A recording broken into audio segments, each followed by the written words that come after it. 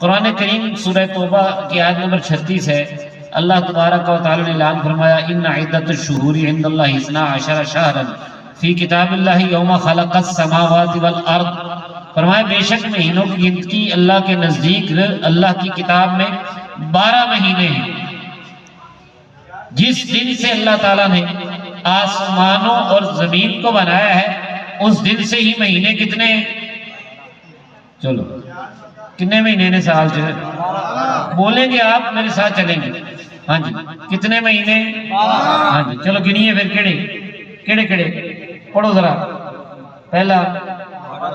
بولو پہلا کیڑا ہے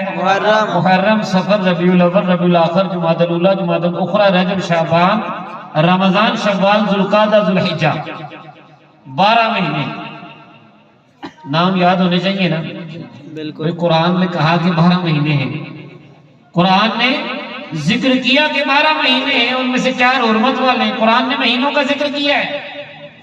اور 12 مہینے، یہ 12 مہینے ویسے تو سیدنا فاروق اعظم رضی اللہ تعالیٰ عنہ نے اپنے دور اقدس میں ہجری کیلنڈر کا آغاز کیا اور اس کو نسبت دی میرے اور آپ کے آقا حضرت محمد مصطفیٰ صلی اللہ علیہ وسلم کی ہجرت سے۔ جب نبی کریم صلی اللہ علیہ وسلم نے مدینہ منورہ کی طرف ہجرت فرمائی اس وقت سے اس سال کو شمار کیا گیا ہجری کیلنڈر کو، حضرت فاروق اعظم رضی اللہ عنہ نے جاری کیا تھا، اور ہجری کیلنڈر کے حساب سے اب کون سا سن چل رہا ہے،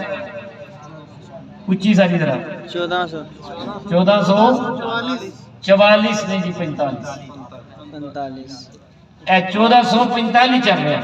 مطلب کیا، میرے اور آپ کے آقا علیہ السلام کی ہجرت کو کتنے سال ہو گئے، 1445، سمجھ آگئی؟ کیونکہ اس وقت سے ہجری کیلنڈر ہے، لیکن یہ مطلب نہیں کہ یہ مہینے اس وقت سے شروع، مہینے کب سے ہیں، قرآن کہہ رہا ہے